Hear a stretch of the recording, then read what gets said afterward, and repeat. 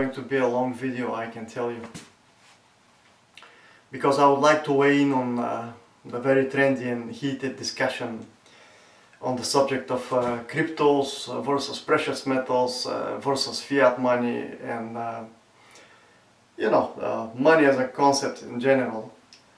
And of course, public figures like Peter Schiff and Max Keiser and the like, all the alternative media spearheaded the discussion probably decades ago.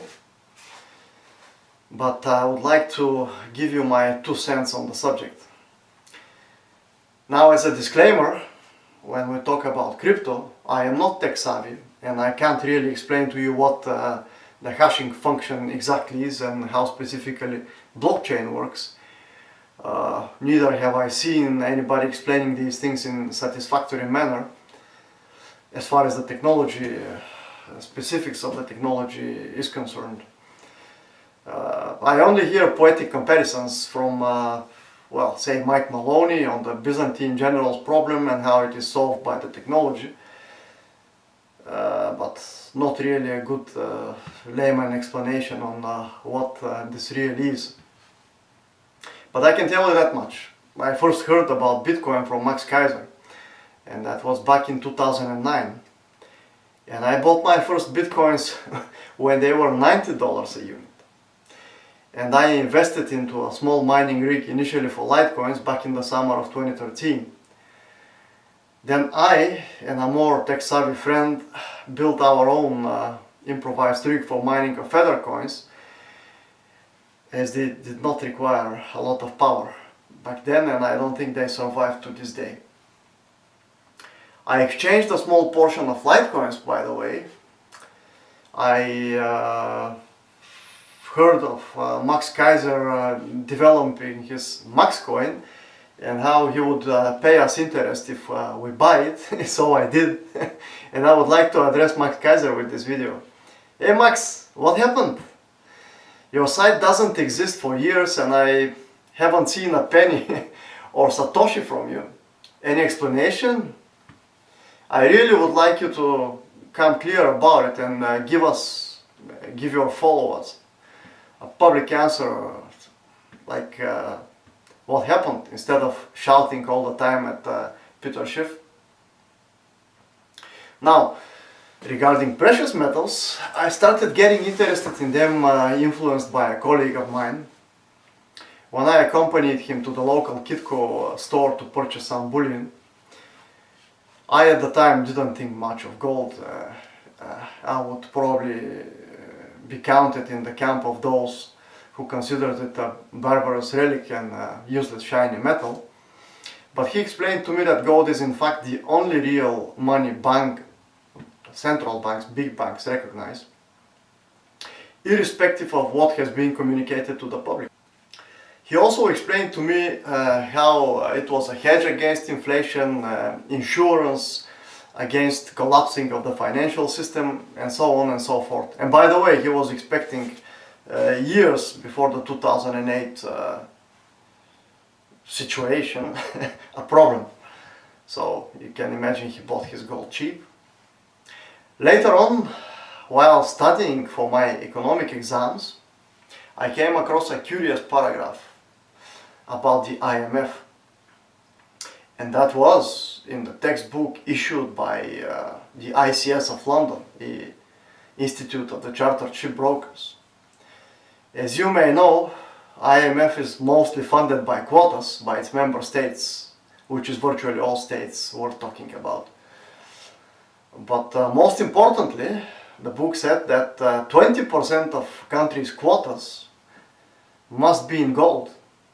And later on, the lesson briefly touched on the subject of Gordon Brown selling UK gold reserve. Smart. So now, let's go back to textbooks and see what they say about money to be able to come up with some consistent conclusion. First of all, key characteristics of money.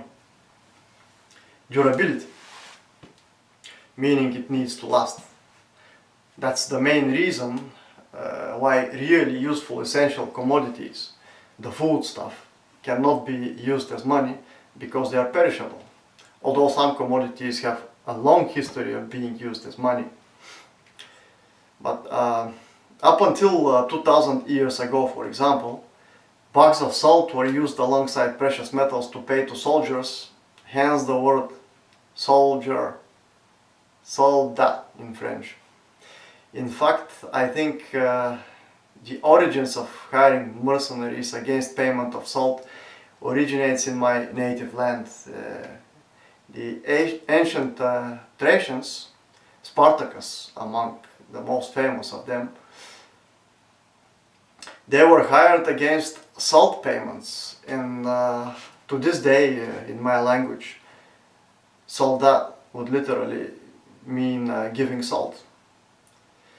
Portability, meaning they must be easy to carry around, convenient, easy to use, so bags of salt not really. Rice or wheat, bulky and hard to move, it can't really answer this criteria. And the next one is divisibility, meaning that the money must be able to be broken down into smaller denominations. The example they give in textbooks is work of arts. You would cut to pieces Mona Lisa, but it won't retain value. But I'll give you a better example, because somebody asked me about it. Diamonds and precious stones in general. They vary in size and quality, and it takes special skills to cut to fairly equal pieces. So they are no good either on this criterion.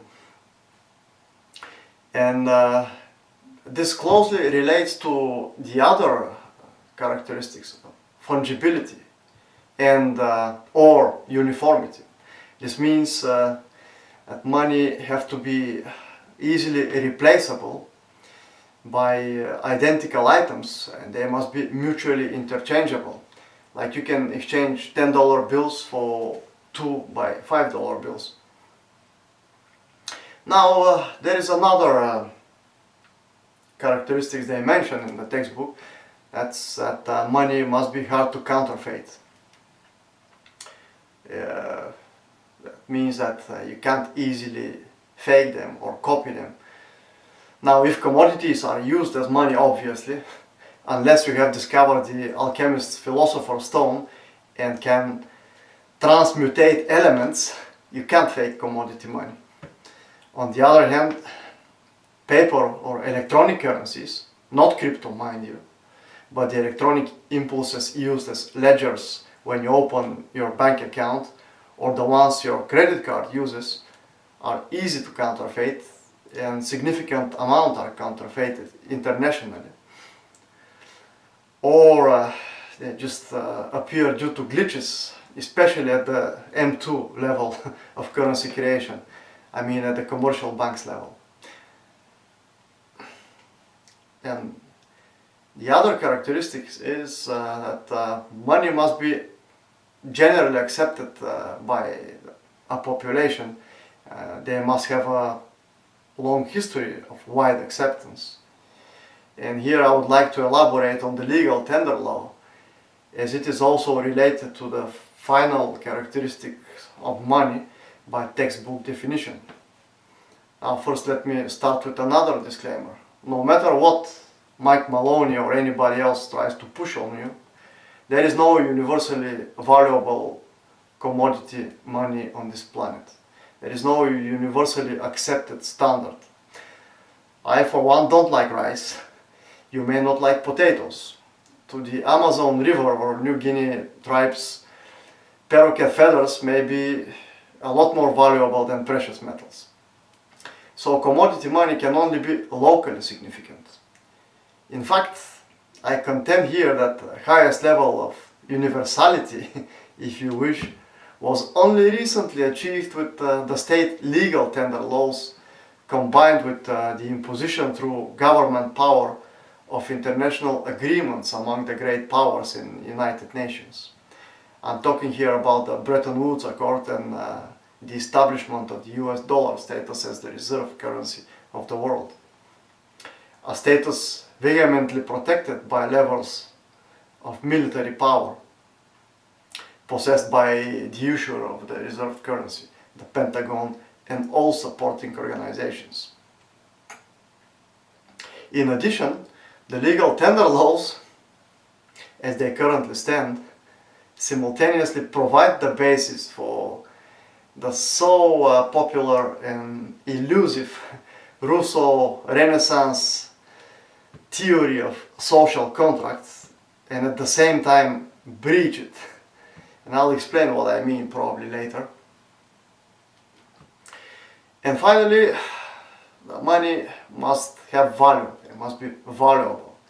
It must hold value over a long period of time. Meaning that on one side they must have value on their own, and on the other they are not found in abundance, so that you could have huge quantities of it. They wouldn't be cherished if they are abundant. This is not a quality that current legal tenders, fiat currencies, fiat meaning not backed by commodity. So fiat currencies do not possess this quality, since admitted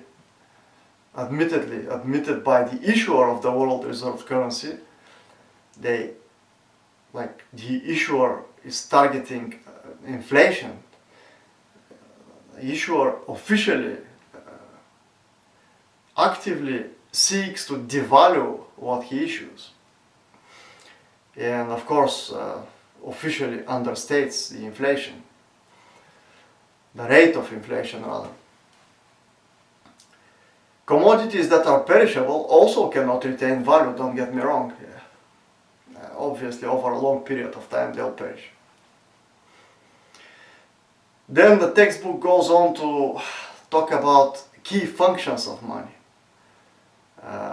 First one being they serve as medium of exchange.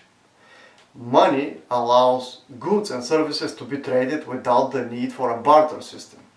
Barter system is the system of exchange where two commodities are exchanged one against the other, and here's the problem. Barter system rely on there being a double coincidence of wants between the two people involved in an exchange. Secondly, the other function is store of value. This can refer to any asset whose value can be used now or used in the future. Its value can be retrieved at a later date. This means that people can save now to fund spending at a later date. Thirdly, unit of account. This refers to anything that allows the value of something to be expressed in an understandable way and in a way that allows the value of item to be compared. This is directly related to the fungibility characteristics of money.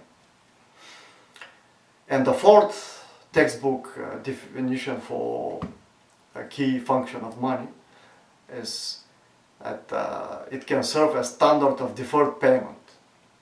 This refers to the expressing of the value of a debt, meaning that if people borrow today, they can pay back their loan in the future in a way that is acceptable to the person who made the loan. And I have to add here another characteristics that will be very important when I'm talking about cryptos, that is simultaneously a key function and characteristics. And I'll be able to wrap up my point later by highlighting it. And that's what I would call the facility to transact with. This is related simultaneously to all key characteristics, but mostly to the universal acceptance. But where am I going with this is the relative costs and speed of the transactions related to the chosen form of the medium of exchange. Okay, so let me start with crypto first. When I learned about it, I immediately loved the idea of decentralized medium of exchange, which started purportedly as a grassroots movement, independent of central banks and governments, has a limited quantity, can't be printed to infinity. You can instantly and very cheaply transfer serious amounts of money around the world for really negligible fees. You can put your private keys worth billions in your pocket flash drive and travel with it. It sounded absolutely fantastic to me. I, of course, have never had any illusions about the freedom of the internet.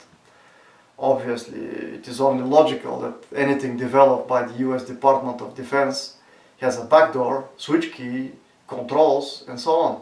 For anybody who wants to call me a tinfoil hat, think about cell phones.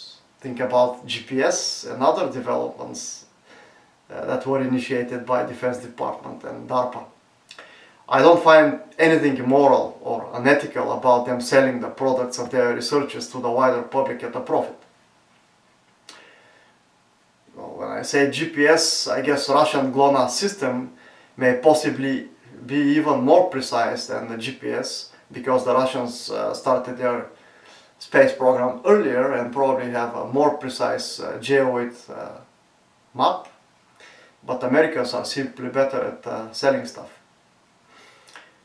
And if you are worried about them leaving backdoors in their inventions for the NSA to keep record of, well, build your own alternatives at your own expense. It may be immoral to US taxpayers who funded these inventions, but I'm not a US taxpayer, so I can't care less. Your private keys would be safe even during interruptions of electricity or the internet, or both. Seem to me a good advantage. But here is a problem numero uno. Nobody expected for the everything bubble that we have nowadays to inflate to such a degree and last for that long. And with current levels of debt and with current world situation, the implosion of this bubble is not a question of if, but of when. When our current social order explodes, or implodes if you wish, the interruption of electricity and internet will last for much longer than few hours, trust me. I have lived through this in a small scale, and it is definitely coming. Okay, that's getting too long, and I'll continue with my next video on the topic.